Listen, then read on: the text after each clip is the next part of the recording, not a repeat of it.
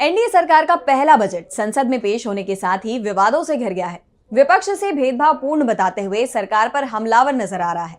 अभी तक तो विपक्ष ही इस बजट पर सवाल उठा रहा था, लेकिन अब बीजेपी के अंदर से भी बजट के खिलाफ स्वर फूटते हुए नजर आ रहे हैं, जिसके बाद बीजेपी टेंशन में दिखाई दे रही है। तो क्यों बीजेपी के ही नेता हुए बजट के खिलाफ? क्या है पूरा मामला, देखिए ये रिपोर्ट। मोदी सरकार का ये बजट सवालों से घिर गया है। विपक्ष सरकार पर गैर भाजपा शासित राज्यों के साथ भेदभावपूर्ण रवैया अपनाने के आरोप लगा रहा है और अब ये मामला बीजेपी की चिंता बढ़ाते हुए नजर आ रहा है, क्योंकि अब बीजेपी के ही नेता सरकार के इस बजट पर सवाल उठाते हुए दिखाई दे रहे हैं, क्योंकि बजट में बीजेपी शासित राज्यों को भी कुछ नहीं मिला है, खासकर उन राज्यों में जहां अभी कुछ वक्त बाद ही विधानसभा चुनाव होने हैं। दरअसल बीते दिन संसद भवन में प्रधानमंत्री की पार्टी के प्रमुख नेताओं के साथ बैठक हुई।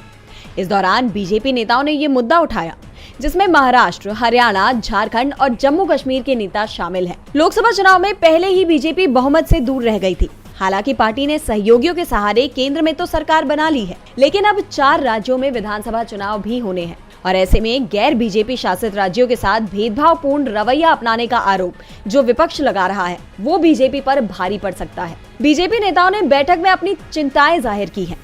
बता दें कि वित्त मंत्री निर्मला सीतारमण ने मंगलवार को संसद में बजट पेश किया, लेकिन बजट पेश करने के साथ ही मोदी सरकार गंभीर आरोपों से घिर गई है। बजट में बिहार और आंध्र प्रदेश को स्पेशल पैकेज दिया गया, जबकि अन्य किसी भी राज्य के लिए ऐसी कोई घोषणा सरकार ने नहीं की, जिसके बाद विपक्ष ने मोदी सरकार के इस बजट को कुर्सी बचाओ बजट बताते हुए उन पर सहयोगियों को खुश करने का और गैर भाजपा शासित राज्यों को नकारने का आरोप लगाया है और अब तो बीजेपी नेता भी इसकी आलोचना कर रहे हैं।